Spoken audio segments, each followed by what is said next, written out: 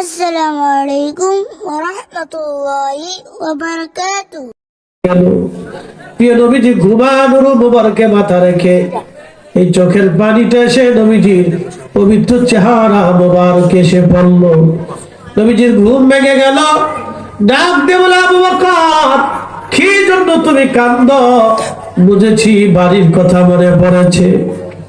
হযরত আবু বকর বললেন, ইয়া রাসূলুল্লাহ, আপনার কদমের সঙ্গী হতে যাইয়া স্ত্রী ছেড়ে দিলাম, সন্তান ছেড়ে দিয়ে আসলাম, দুনিয়ার জমির সম্পদ গুলি ছেড়ে দিয়ে আপনি নবীর সঙ্গে নিয়ে আমি হিজরতে রওনা, দেশান্তর হয়ে যাচ্ছি। হুজুর, বাড়ির চিন্তায় কাঁদি না, একটা সাপ আমারে কামড় দিয়েছে। সাপের বিষের যন্ত্রণা সহ্য করতে না পেরে চোখ বেয়ে পানি এসে গেছে। নবীজি ডাক দিয়ে বলেন, আবু বকর, তুমি আগে বলো না কেন? আবু বকর ডাক দিয়ে বলতেছে, হুজুর, আগে যদি বলতাম আপনার ঘুমের ব্যাঘাত হতো, আপনার কষ্ট হতো। নিজের কষ্ট বরণ করে আবু বকর আমার রাসূলকে কষ্ট দিতে চান নাই, ঘুমের ব্যাঘাত করতে চান নাই। এখন প্রশ্ন হলো, আবু বকর কি এখানে আল্লাহ খুশি করেছে না রাসূল খুশি করেছে? আবু বকর নবী খুশি করেছে, আবু বকর জানে রাসূল খুশি করলে আল্লাহ খুশি। কথা কোন ঠিক কি না? নবী খুশি হলে আল্লাহ খুশি। আমার দেশে যারা রাসূল বাজার করিয়া আল্লাহ খুশি করতে চায় তারা বেয়াক্কেল বলদ। এদের মতো বলদ আল্লাহর দুনিয়াতে আর একটাও নাই। কথা বলেন ঠিক কি না? এরা মার্কা মারা বলদ। আল্লাহ তাদেরকে হেদায়েত করুক। রাসূল বাজার করে আল্লাহ খুশি করা যায় না। আমাদের দেশে একদল ভিতরে নিয়ে যাবো, একবারে ঘরের ভিতরে নিয়ে যাবো, ওই মাইকের আওয়াজ সহ্য করতে পারতেছে না, ছোট মানুষ না বাবা, ভিতরে নিয়ে যাবো, ভিতর রুমে নিয়ে যাবো। মাইকের আওয়াজ হচ্ছে তো, বাচ্চা না তোর কাছে আনইজি ফিল করতেছে। একবার একটা অন্দর ঘরে নিয়ে যাও, কান্না বন্ধ হবে।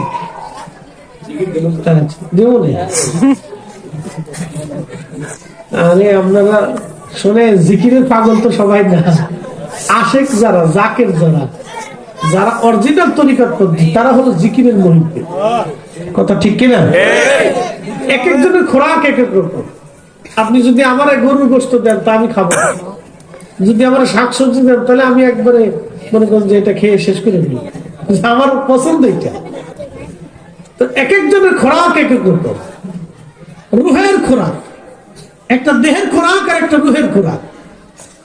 শোনে, আমরা আকাবির যারা ছিল তারা রাসূলের প্রেমের খোরাক নিয়ে তাদের দিল জিন্দা করতো। কথা বলতে কেন? তারা আল্লাহ রাসূলের প্রেমের খোরাক তাদের রুহের ভিতরে দিত। এই জন্য আজকে রাসূল ছাড়া তারা কিছু বুঝতো না। এই জন্য হযরত শাইখ সাইয়্যিদ মনজুর রিফাই রাহিমাহুল্লাহ নবীর কদমে কেঁদে কেঁদে জান্নাতুল বাকিতে তার জায়গা হয়ে গেল। একসাথে বলবেন আল্লাহু আকবার, বলবেন না ইয়া রাসূলুল্লাহ। রাসূলের কদমে আরজি করলে কবুল হয় কি হয় না? আরজির মতো আরজি করতে হয়। আবু বকর সিদ্দিক পর্বতে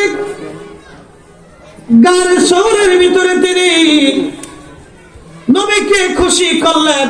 আল্লাহ নবী ডাক দেয়া বলেন, আবু বকর, কোথায় তোমাকে কামড় দিয়েছে?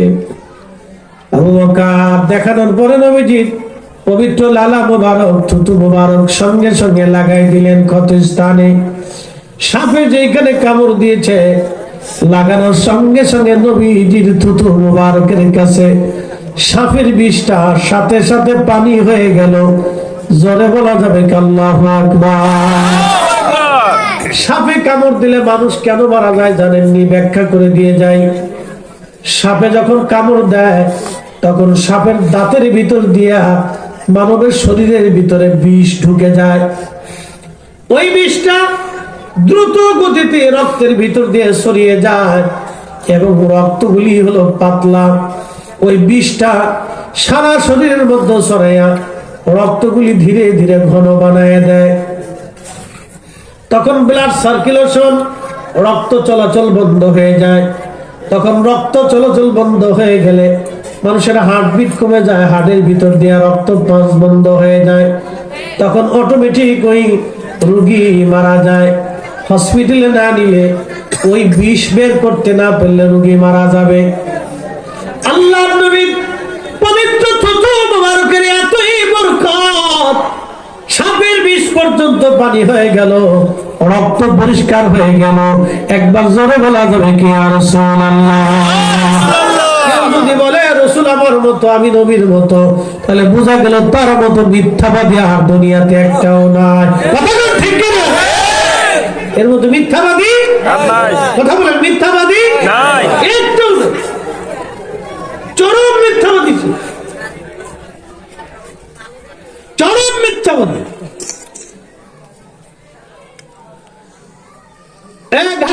মুসলমান মনোযোগ দিবেন।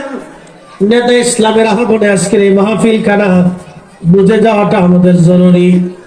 বলছিলাম সূর্যটা আলো দেয়, সূর্যটা পূর্ব আকাশ থেকে উদিত হয়ে পশ্চিমে ডুবে যায়, যাওয়ার সময় বাম দিকে একটু সূর্যটা হেলে যায়, যার কারণে আপনি দেখবেন বাম দিক থেকে হেলে যাওয়ার পরে আমাদের উপরে ছায়া আসে, কাত হয়ে ছায়া পড়ে, এবং বাম দিক থেকে সূর্যের আলো আসে। দক্ষিণের দিকে সূর্যটা একটু কাত হয়ে যায়। 309 বছর সূর্য সোজা উঠেছিল, সোজা নেমেছিল। কোন কারণে বলতেছি তার আগে বলে দিয়ে যাই, গারে সৌরের মধ্যে আল্লাহর হাবিব আল্লাহর নবীজি পাহাড়ের ভিতরে কবুতর এসে পাহাড়ের গুহার সামনে বাসা বানাইয়া ওইখানে ডিম পেড়ে দিয়ে কবুতর বসে রইল। মক্কাতে যদি যান দেখবেন আজও সেই কবুতরে হেরেমে আছে, হাজার হাজার লক্ষ লক্ষ কবুতর হেরেম দিয়ে ঘুরে বেড়ায়। ওই সেই কবুতর, যেই কবুতর আমার নবীর সম্মানে, নবীর ইজ্জত বাঁচাইতে যাইয়া ওই কবুতর সেইখানে ডিম পেড়ে দিয়ে আল্লাহর হাবিবকে সুরক্ষা দিয়েছিল, ভালোবেসেছিল। সেই কবুতর কিয়ামত পর্যন্ত হেরেমে তাদের জায়গা হয়ে গেল। একজন হাজি কবুতর একটা কবুতরের গায়ে হাত দেবে না, ধরবে না, মারবে না, শোবে না, খাবে না। ওই কবুতরকে হাজিরা খাবার খাওয়ায়, হাজি কবুতরকে খাবার খাওয়ায়। মনোযোগ দিবেন, কবুতর ভালোবাসলো একটা, কিন্তু কিয়ামত পর্যন্ত কবুতরের ভাগ্য খুলে গেল। লক্ষ লক্ষ কোটি কোটি হাজি যাবে আসবে, আর লক্ষ লক্ষ কোটি কোটি মানুষ কবুতরের খাবার দিয়ে আসে। একসাথে বলবো তো আল্লাহু আকবার। ডিম পারছিল কয় কবুতর? আমার দিকে তাকান, কয় কবুতর? ভাগ্য খুললো কয় কবুতর? 14 গোষ্ঠী। ওর সব গোষ্ঠী কিয়ামত পর্যন্ত কোটি কোটি কবুতরের ভাগ্য খুলে গেল।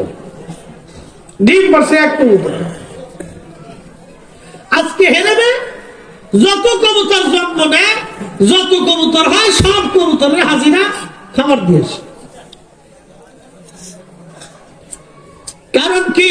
কবুতরের ভাগ্য খুলে গেল রাসূলের কারণে, নবীকে সম্মান করার কারণে। কবুতরের কপাল যদি খুলে যায়, একটা কথা মনে রাখবেন, রাসূল ছাড়া উম্মত আল্লাহ পাবে না, আল্লাহ পাবে না, আল্লাহ পাবে না। বলে কোন দলিলে? কোরআনে আল্লাহ ফয়সালা দিয়ে দিলেন, কুল ইন কুনতুম তুহিব্বুনাল্লাহ। হুজুর চূড়ান্ত ভাবে কেউ যদি আমি আল্লাহকে ভালোবাসতে চায়, চূড়ান্ত ভাবে, একবারে নরমাল ভাবে না, চূড়ান্ত ভাবে কেউ যদি আমি আল্লাহকে পেতে চায়, আমি আল্লাহকে ভালোবাসতে চাই, সে যদি দাবিদার হয় আমি মালিক আমার আল্লাহকে ভালোবাসি, নবী আপনি বলে দেন চূড়ান্ত ভাবে সে যেন ফাত্তাবিউনি, আপনি নবীর ইত্তেবা, অনুসরণ, মহব্বত করা ভালোবাসে।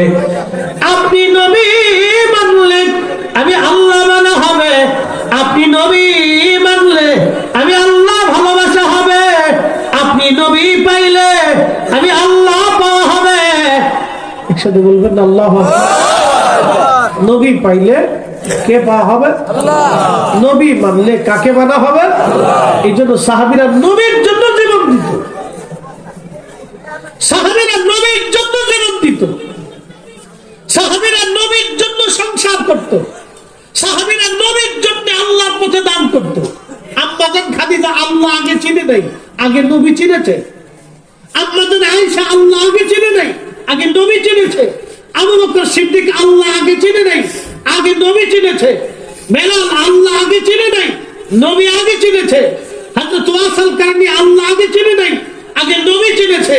নবী চিনার পরে আল্লাহ বুঝেছে, নবী চিনার পরে হাসর বুঝেছে, নবী চিনার পরে কবর বুঝেছে, নবী চিনার পরে ফেরেশতা চিনেছে, নবী মানার পরে সব মানা হয়েছে।